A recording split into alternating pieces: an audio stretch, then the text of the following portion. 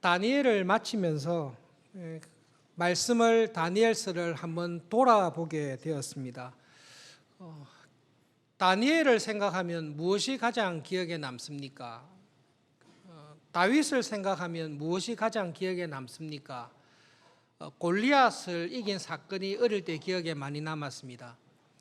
세월이 지나면서 하나님의 말씀을 쭉 보면서 다윗을 생각할 때 무엇이 기억에 남습니까? 라고 할 때에 다윗의 회개가 요즘은 기억에 많이 남아 있습니다.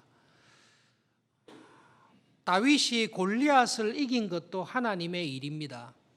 그러나 다윗이 범죄한 이후에 나단을 통해 하나님께서 책망하셨을 때에 하나님 앞에 왕으로서의 권위와 체면이나 교만함을 다 내어놓고 하나님, 제가 하나님 앞에서 죄인입니다. 하나님, 제가 하나님 앞에서 큰 죄를 범했음을 인정합니다. 진심으로 회개합니다. 라고 회개했던 다윗의 모습이 굉장히 기억에 남아 있습니다. 여러분, 교회의 적들을 대항해서 싸워서 이기는 것, 골리앗이나 다른 이방 나라와 싸워서 이기는 것, 하나님의 큰 일입니다. 그런데 믿음 생활할 때에 정말로 더 큰 일은 하나님의 말씀을 들었을 때에 그 말씀 앞에 자기를 돌아보고 전심으로 회개하는 것이 하나님 앞에서 참 큰 일입니다. 하나님께서 사울을 버리셨지만 사울은 버려서 구원에 이르지 못하는 안타까운 처지에 갔지만 사울보다 더 엄청난 죄를 저지른 다윗을 불쌍히 여기시고 믿음의 인물로 예수님의 계보를 잇는 그 믿음의 계보에 두신 것은 골리앗을 이긴 것보다 더 큰 믿음의 일을 했기 때문입니다. 그것은 회개하는 것입니다. 다니엘을 볼 때에 어느 것이 가장 기억에 남습니까? 주일학교 때부터 다니엘에 대해서 생각할 때 기억에 남는 것은 사자굴에 들어간 것이 기억에 남습니다. 다니엘 하면 제일 먼저 떠오르는 것은 여전히 사자굴에 들어간 것입니다. 고난을 당한 것이 다니엘에게 제일 기억에 남습니다. 다니엘서를 쭉 읽고 배우면서 다니엘에 대해 새로운 것을 알게 됐습니다. 구약 성경에 있는 신약을 통틀어서 하나님께서 쓴 사람 가운데 세상적으로 다니엘보다 더 높은 자리에 간 신자가 있을까 한번 생각을 해보았습니다. 만약 견줄 수 있다면 요셉일 것입니다. 당대의 제일 큰 나라라고 하는 이집트에 바로 다음에 이르는 총리가 되었으니까요. 요셉을 하면 총리가 된 것, 이것이 기억에 남습니다. 그런데 신기하게도 요셉보다 더 높은 지위와 권력과 명예를 가졌던 다니엘인데 다니엘을 생각하면 딱 한 가지가 남는데 사자굴에 들어갔던 사람, 하나님을 향한 믿음을 지키기 위해 자기의 목숨이 위협한 상황 속에서도 신앙을 버리지 아니한 사람, 그것이 다니엘에 대한 뚜렷한 기억입니다. 다니엘서를 오랫동안 묵상하면서 공부를 했지만 그럼에도 불구하고 다니엘은 믿음으로 살았던 사람이라는 것이 제일 기억에 남아 있습니다. 그래서 이렇게 질문을 할 수 있습니다. 여러분, 다니엘 하면 사자굴이 생각납니다. 다윗 하면 또 여러 가지 생각이 납니다. 솔로몬 하면 여러 가지가 생각이 납니다. 하나님 앞에서 내가 걸어온 길을 돌아보실 때 여러분, 하나님 앞에서 내 삶을 돌아보면 무엇이 남아 있습니까?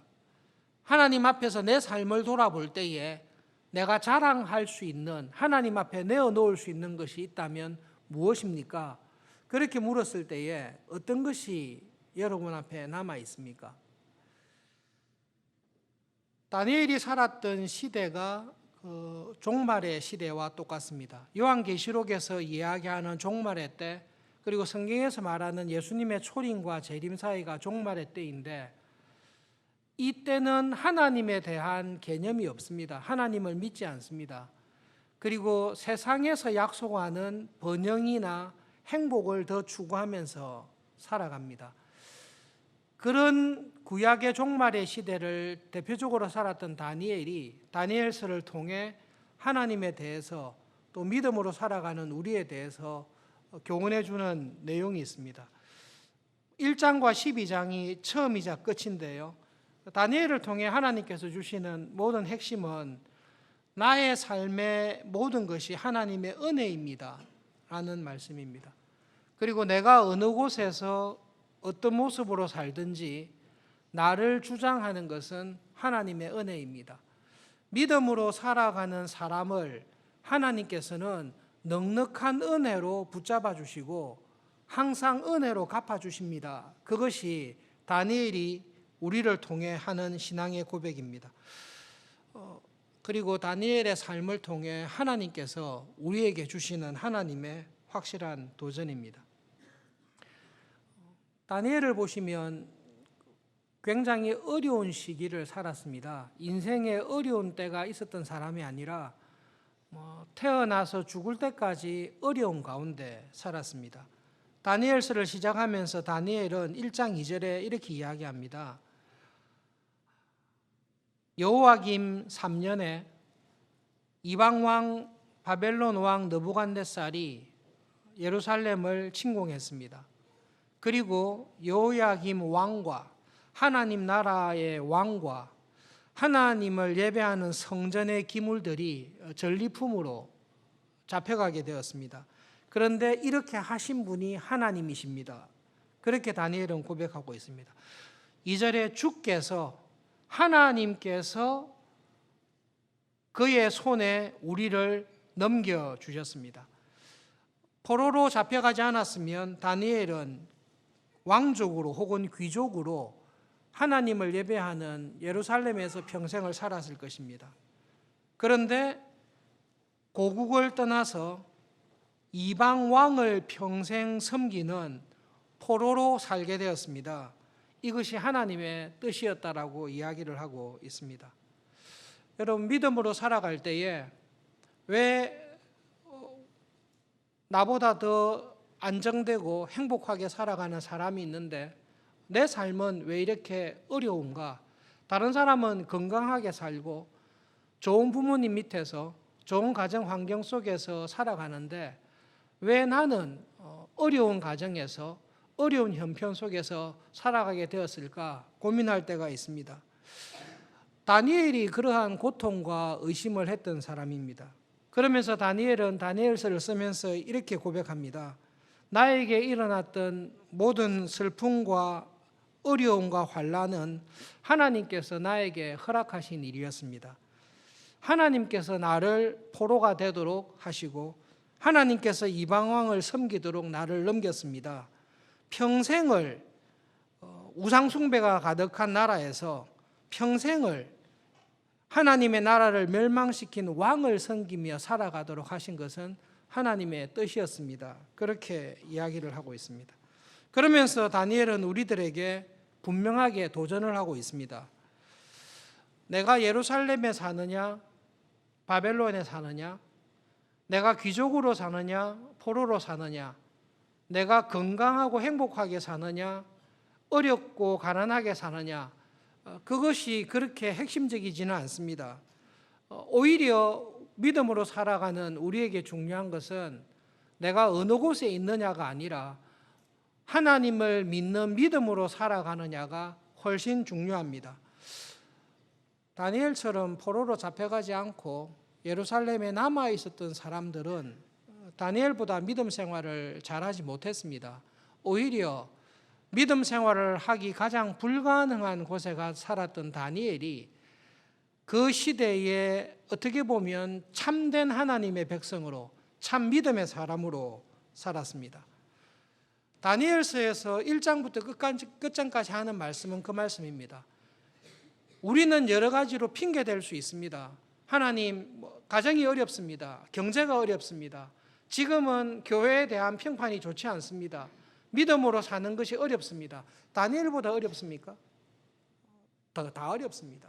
그러나 어떤 상황과 어떤 시기에 있다 할지라도 믿음으로 살아가는 사람은 하나님께서 기억하시고 언제나 붙잡아 주시고 은혜를 베푸십니다. 그래서 1장을 시작하면서 다니엘이 이렇게 고백합니다. 하나님께서 나를 긍휼히 여기셨습니다. 그리고 하나님께서 나에게 포로로 잡혀가고 난 이후에 훨씬 더 많은 은혜를 주셨습니다. 내가 바벨론에서 살면서 70년이 넘는 세월 동안 살아갔던 모든 것이 하나님의 은혜였습니다. 그것이 다니엘서를 통해 우리에게 하고 싶은 말입니다. 그리고 12장에서 마지막 장에서 하나님께서 이렇게 말씀하십니다. 큰 환난이 있을 것이다. 그러나 어떤 환난과 어려움을 당하더라도 하나님의 책에 기록된 믿음으로 살아갔던 사람들은 하나님께서 기억하시고 구원해 주실 것입니다. 정말로 믿음으로 살아가는 사람은 하나님 보시기에 궁창의 빛과 같이 빛나게 될 것이다. 다니엘아, 너는 정말로 이 시대에 그렇게 살았다라는 것을 하나님께서 확정해 주십니다. 여러분, 다니엘서 12장 1절부터 4절에 있는 말씀은 구약 성경에 유일하게 확실하게 있는 부활에 관한 말씀입니다. 구약 성경 어디를 뒤져보시더라도 우리가 삶을 마치고 난 다음에 부활이 있을 것입니다. 부활한 이후에 이 땅에서 어떻게 살았는가에 따라서 하나님께서는 심판하실 것입니다. 하늘의 별과 같이 빛나서 영생을 누리는 사람이 있을 것입니다. 부활하였으나 이 땅에서의 삶을 통해 하나님의 나라의 구원에 이르지 못하고 영원한 부끄러움, 하나님의 나라가 아니라 지옥의 형벌을 받을 사람이 있을 것입니다. 하나님께서는 나의 삶을 살펴보십니다. 그리고 믿음으로 살아가는 자에게 은혜를 베풀어 주십니다. 그리고 믿음으로 살아가는 자에게 일어나는 모든 어려움조차도 하나님의 은혜를 더 경험하게 하는 방도로 하나님께서 쓰십니다. 그러므로 믿음으로 살아가십시오. 그것을 우리에게 이야기하고 있습니다. 다니엘서 처음부터 끝까지 보시면 사건 두 가지가 딱 기록되어 있습니다. 한 가지는 13살에서 18살 중학교 나이 때 끌려갔을 때 다니엘이 했던 행동 한 가지를 기록하고 있고, 마지막 다니엘서의 행동은 죽기 몇 년 전에, 죽기 한 2, 3년 전에 사자굴에 들어갔던 이야기를 기록하고 있습니다. 그러니까 다니엘의 삶을 보시면 처음 시작부터 끝까지 믿음으로 살아가기 어려운 상황 속에 고난과 환난과 영적인 싸움 가운데 살았던 사람입니다.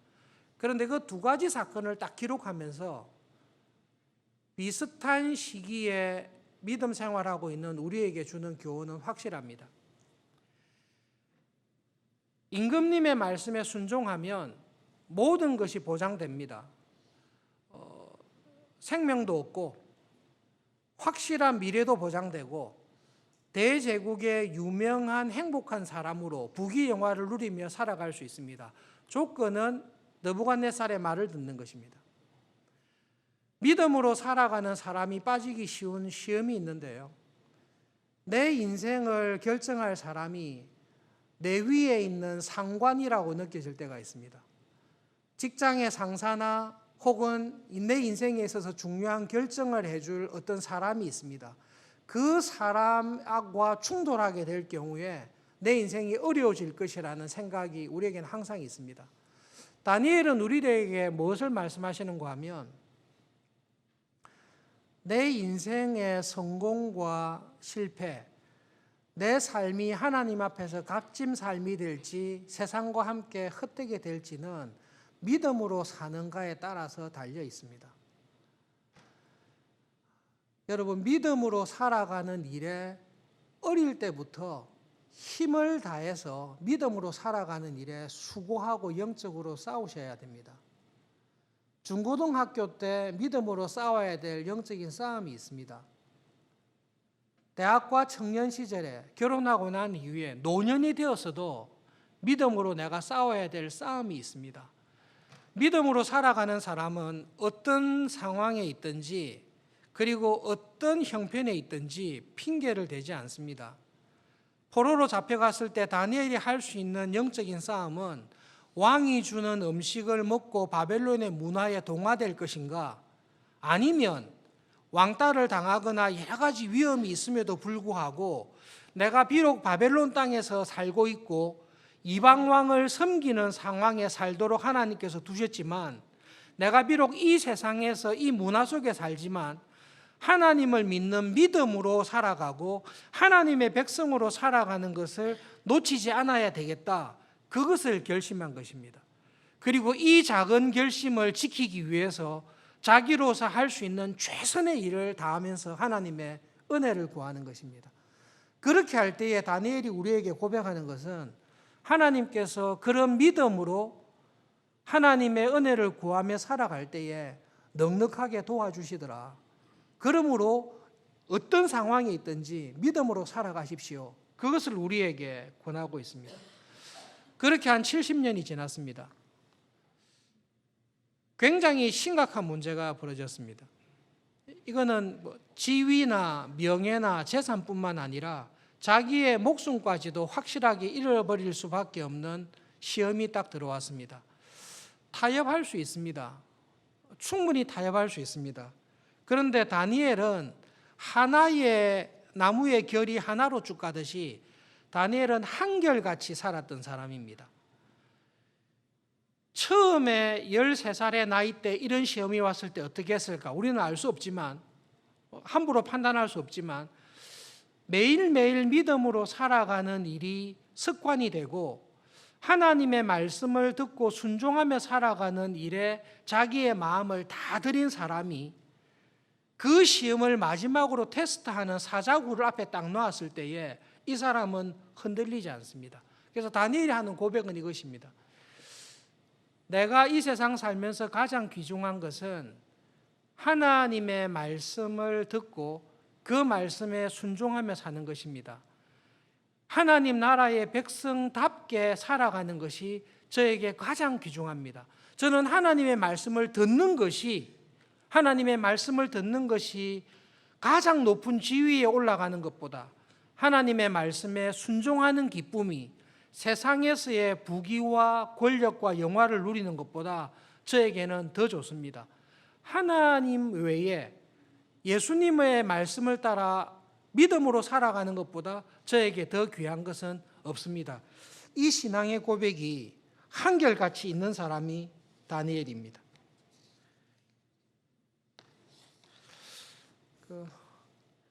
12년 전에 우리 교회 서울중앙교회를 섬기면서 우리가 한번 했던 거 기억나시죠? 성서 유니온에서 사역하시는 그 목사님을 모시고 매일 성경 큐티하는 것을 한 달에 걸쳐서 강의를 하고 배웠습니다.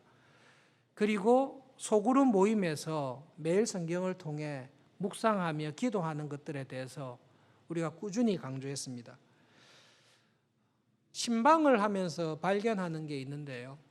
여러분, 우리 교회 교인이 만약에 100명이라고 하면 하나님의 말씀을 매일 묵상하고 그 말씀을 생활 가운데 적용하면서 살아가는 일주일 동안 매일 빠지지 않고 성경을 읽고 묵상하는 교인이 우리 교인 중에 한 몇 퍼센트 될 거라고 생각하십니까? 한 50%는 되겠습니까? 일주일에 2-3번 정도 한다라고 하는 분을 포함하면 50%가 될지는 모르겠습니다만은,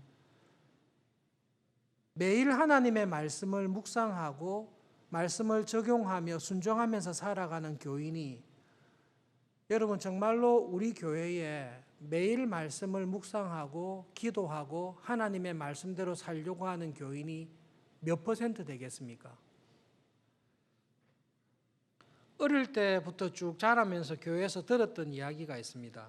통계로 보면 주일 오전 예배에 100명이 들어서 주일 오전 예배를 드립니다. 주일 오후 예배, 저녁 예배가 있었습니다. 주일 저녁 예배에 참석하는 교인은 몇 명 정도 되죠? 딱 반인 50명 정도가 예배를 드립니다. 그리고 주중에 직장 생활, 그 당시는 수요 기도회 저녁에 할 때 언제든지 마음만 먹으면 올 수 있는 상황이었습니다. 지금하고는 상황이 달랐습니다. 수요 기도회에 참석하는 교인은 주일 오후 예배, 저녁 예배에 참석하는 교인의 또 반 정도가 수요 기도회에 참석해서 말씀을 듣고 기도를 했습니다. 그리고 그 당시 우리 고신척 교회의 목사님들의 설교가 주일 오전에 하는 설교와 주일 저녁에 하는 설교와 수요 기도회 때 하는 설교가 강조점이 좀 달랐습니다. 은연중에 그래도 수요 기도회에 오는 교인들, 수요 기도회까지 와서 말씀을 듣고 수요 기도회에 와서 기도하는 교인들이 그래도 믿음으로 살려고 하는 교인이다. 이 교인들이 참 진짜 교인이다. 그런 이야기가 은연중에 다 있었습니다. 그래서 수수께끼를 냈는데요.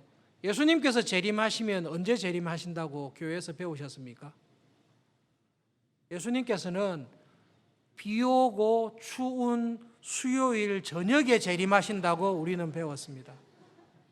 그리고 비 오는 추운 저녁에 수요 기도회에 온 교인들이 참 구원에 이르는 교인일 거라고 우리가 은연중에 배웠습니다.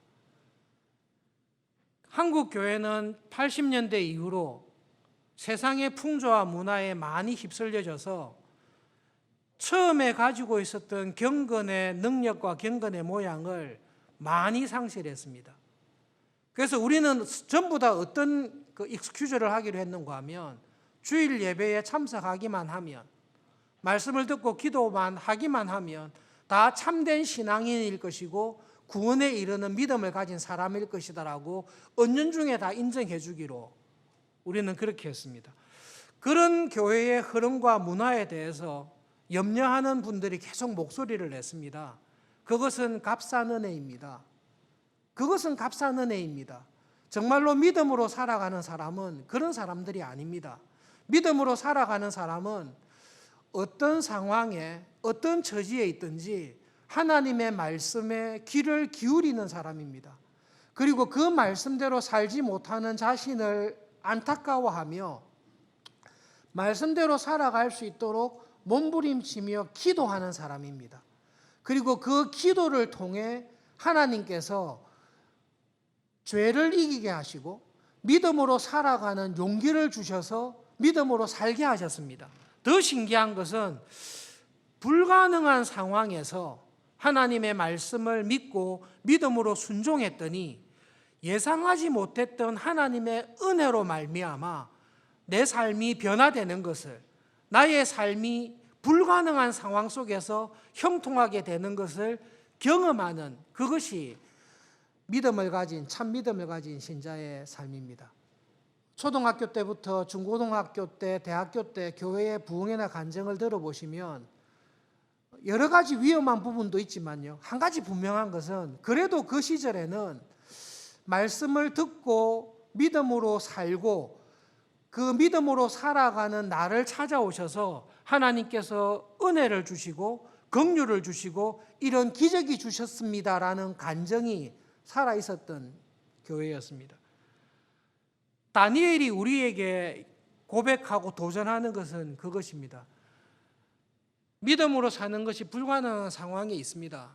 여러분, 그러나 믿음으로 살아갈 때에 하나님께서 역사하십니다. 하나님께서는 역사하시고 하나님께서 분명히 은혜를 베풀어 주십니다. 다니엘서를 보면서 결국 다니엘서를 통해 하나님께서 하시는 말씀이 무엇인가? 우리가 잘 아는 말씀인데요, 히브리서 11장 6절에 있는 말씀을 함께 보겠습니다. 암송하시는 분들도 분명히 계실 거기 때문에 히브리서 11장 6절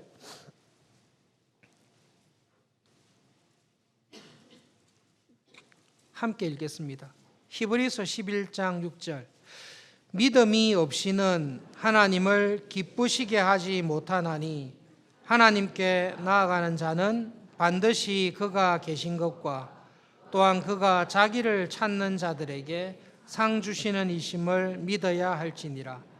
성경 암송할 때 좋은데요, 6절 읽었으니까 16절을 한번 읽어보시겠습니다. 16절 그들이 이제는 더 나은 본향을 사모하니 곧 하늘에 있는 것이라. 이러므로 하나님이 그들의 하나님이라 일컬음 받으심을 부끄러워하지 아니하시고 그들을 위하여 한 성을 예비하셨느니라. 히브리서 11장 6절하고 16절이 다니엘서 1장하고 12절하고 거의 똑같이 맞아떨어집니다. 다니엘은 믿음으로 살아가는 것이 불가능한 모든 핑계를 댈 수 있는 곳에서 믿음으로 살았습니다. 그 결과 하나님께서는 내가 다니엘의 하나님인 것이 부끄럽지 않다. 나는 정말로 기쁘다. 이렇게 믿음으로 살아가는 너를 위해서 영원한 본향인 영원한 성읍을, 하늘의 예루살렘을, 천국을 준비해서 네가 이곳에 오도록 내가 너를 영접할 것이다. 나는 이렇게 믿음으로 살아가는 사람을 기억한다.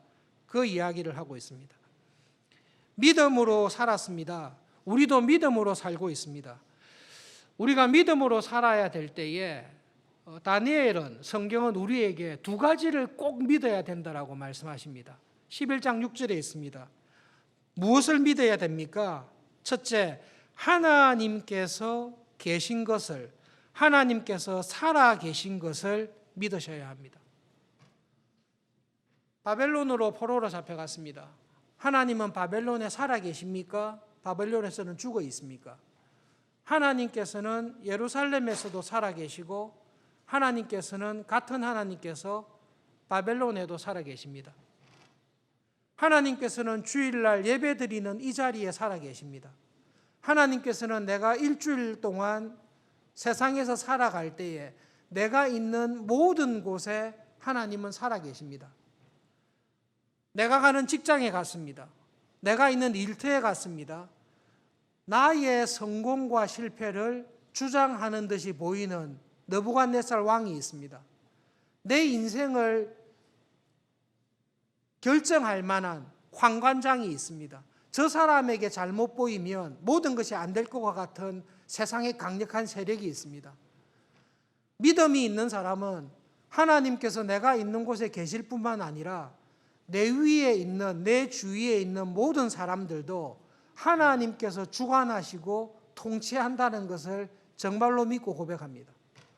그러므로 내가 충성을 다해 바벨론 왕을 섬깁니다. 하나님께서 나를 이곳에 두셨기 때문입니다.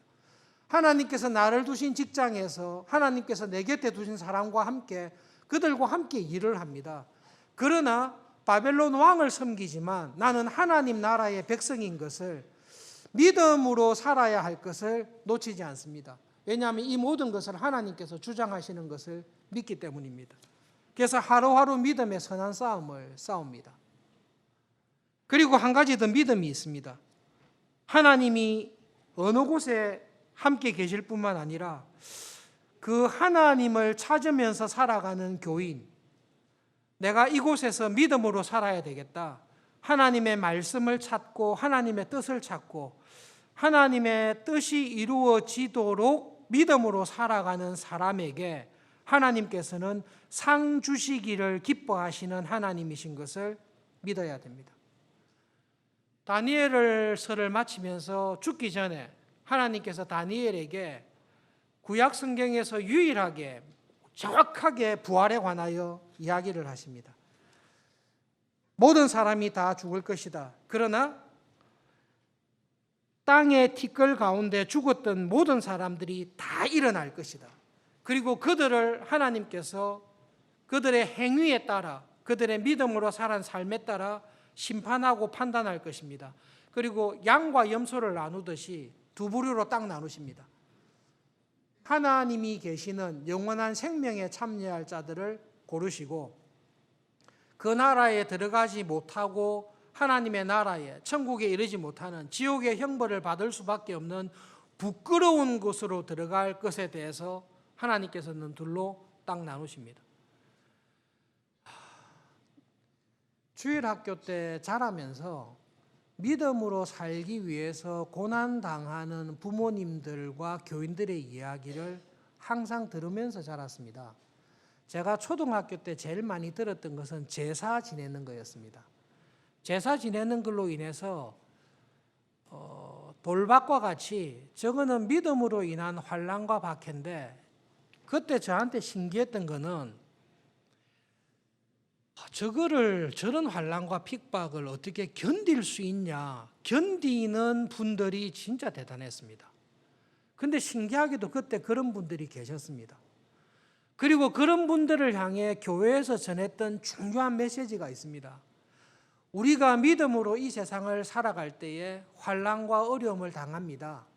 지금 그 환난과 어려움을 당하고 있습니다. 그런데 하나님께서 견딜 수 있는 은혜를 주실 것입니다. 견디셔야 됩니다. 인내하고 견디고 끝까지 그 믿음의 자리에 떠나지 아니하도록 환난과 핍박 속에서도 성도의 신앙 지켰는데, 이게 그 당시에는 실제로 교회 예배드릴 때 간증과 고백이 됐기 때문에 정말로 그 찬송이 은혜가 되었습니다. 그리고 그 환난과 핍박 속에 믿음을 지키는 교인들의 마음속에 뭐가 있는가 하면 부활과 하나님의 심판과 믿음으로 살아간 것에 대한 하나님의 보상에 대한 약속이 딱 있습니다. 내가 지금 세상에서 이런 환난과 어려움을 당하지만 예수님께서 당한 환난과 핍박과 억울함에 비해서는 아무것도 아니다. 내가 지금 여러 가지 환난과 불이익과 모욕을 당하지만 순교를 하셨던 신앙의 선배들이 당했던 고난과 환난과 비교하면 아무것도 아니다. 그리고 이것을 견딜 수 있는 은혜를 하나님께서 주신다. 사실 그렇게 해서 지독했던 그 어른들이 회개하고 나중에 믿게 되는 구원의 은혜가 어릴 때부터 교회에서 쭉 들으면서 자라왔습니다. 다니엘을 통해 하나님께서 우리에게 주시는 격려가 이것입니다. 믿음 안에서 싸우는 싸움이 쉽지 않습니다. 그러나 믿음으로 살아간 사람들을 하나님께서 기억하시고 거기에 대한 은혜와 보상은 지금 당하는 고난하고는 여러분 정말로 비교할 수 없는 은혜와 복을 주신다는 것을 믿으셔야 됩니다. 하나님, 저는 그거 안 주셔도 충성하겠습니다. 그거 안 주셔도 충성하겠습니다라는 것이 지금은 어떻게 써 있는가 하면, 그거 안 주셔도 충성하겠습니다라고 할 때에 이게 전심으로 믿음의 선한 싸움을 싸우지 아니하는 쪽으로 우리를 끌고 갈 위험이 있습니다. 이민교회에 있을 때 이라크 전쟁이 났거든요. 이라크 전쟁이 났을 때 그 청년 중에 한 명이 그 낙하산하는 공수부대 군대에 갔는데 이라크에 파병이 됐습니다. 장갑차를 타고 이라크 안에서 전쟁하다가 장갑차가 그 폭탄에 맞았습니다. 터져가지고 장갑차가 터져서 화재가 났는데요. 보통 같으면 문을 못 열고 나서 다 죽어야 되는데 기적적으로 문을 열고 나와서 살았어요. 얼굴과 손에 심한 화상을 입고. 그래가지고 이제 그 형하고 동생하고 교회가 계속 기도하고 이렇게 했는데요. 다니엘서와 연결하면 이 주제입니다. 다 낫고 난 다음에 회복하고 있을 때 이게 얼굴을 봤는데, 이렇게 다치면 어떻게 되냐 했을 때 미국 육군에서 이라크 전쟁에 참전해서 부상을 입었던 그 청년에게 주는 혜택이 있더라고요. 죽을 때까지 그 비싼 미국의 병원을 죽을 때까지 공짜로 쓸 수 있습니다. 그리고 죽을 때까지 연금을 줍니다. 결혼해서 자기가 죽으면 아내에게도 어느 정도 연금을 줍니다. 그 혜택을 쭉 하는데 어떤 생각이 우리한테 들었는가 하면, 전쟁터 한번 갈까? 군인을 지원해서 한번 갔다 올까? 와, 이 정도면 한번 해볼 만하다라는 정도의 보상을 줬습니다. 하나님께서 성경을 통해 믿음으로 살아가는 우리에게 주는 은혜와 보상은 전쟁터에서 부상당한 미국 군인에게 미국이라는 나라가 주는 보상하고는 비교가 안 됩니다. 믿으셔야 됩니다. 왜냐하면 미국이라는 나라가 피를 흘리며 싸웠던 충성된 군인에게 주는 보상은 그 사람이 살아있는 동안에, 그 사람의 배우자가 살아있는 동안에 주는데요. 하나님께서 주시는 보상은 하나님의 나라에 가서 영원 무궁토록 보상을 줄 것이라고 하나님은 우리에게 약속하십니다. 그거를 정말로 믿으십니까? 알고는 있는데 정말로 믿으십니까? 그 믿음이 확실하게 있는 사람은 그 믿음으로 살아가기 위하여 당하는 고난을 고난이라고 생각하지 않습니다. 정말로 감사라고 생각합니다.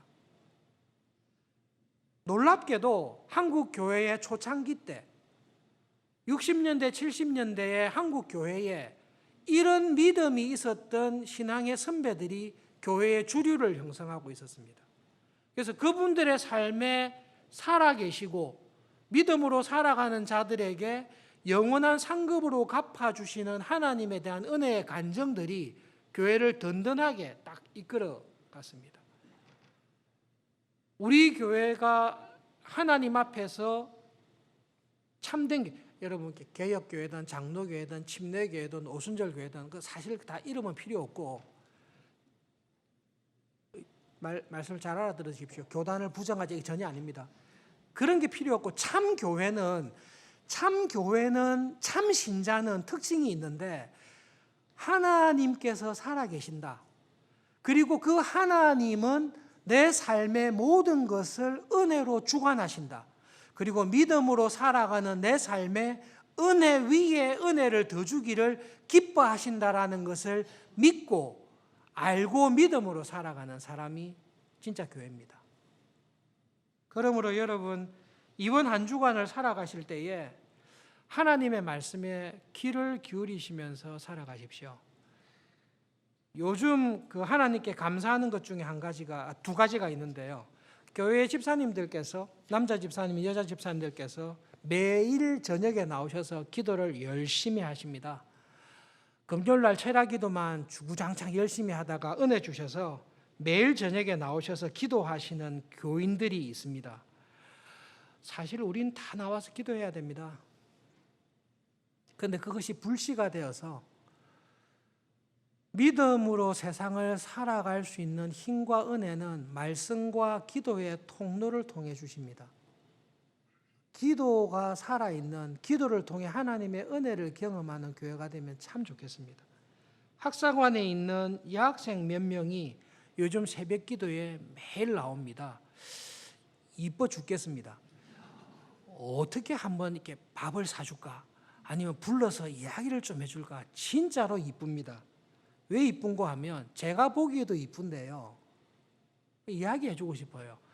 목사가 보기에도 네가 참 이쁜데 하나님께서는 너를 정말로 이뻐하시고 기뻐하실 것 같다. 목사도 뭔가를 좀 밥이라도 사줄까 이런 마음이 드는데 하나님께서는 네가 그렇게 기도할 때 뭐든지 말해봐. 너 뭐 원하니? 뭐든지 말해봐. 기도해봐. 그럴 것 같아요.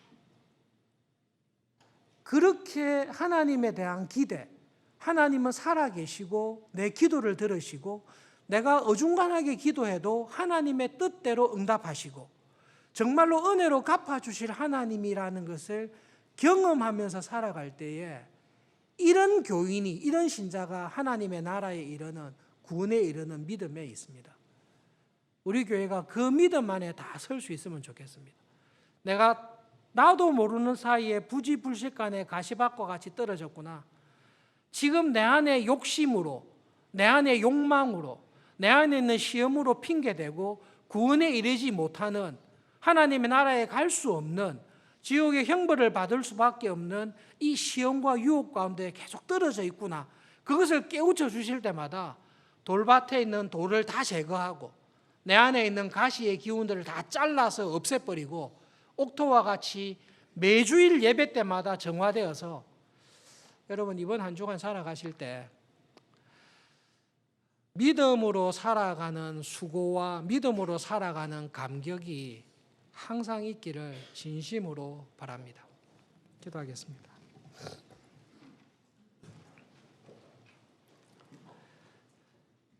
다니엘의 시대에 많은 사람들이 예루살렘의 바벨론에서 살고 있었지만 하나님께서는 다니엘을 주목하시고 하나님께서는 다니엘의 세 친구를 주목하시고 하나님의 은혜를 베풀어 주신 것을 기억하며 기도합니다.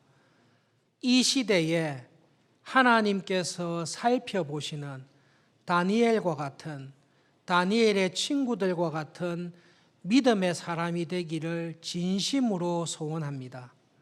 하나님 앞에 선한 굳은 결심을 하고 말씀과 기도를 통해 하나님께서 은혜 주시는 은혜의 통로인 말씀을 붙들고 기도를 붙들고 하나님이 주시는 은혜를 체험하며 하나님의 사람으로 원 없이 쓰임 받는 우리의 남은 삶이 되도록 축복해 주십시오. 예수님의 이름으로 기도합니다. 아멘.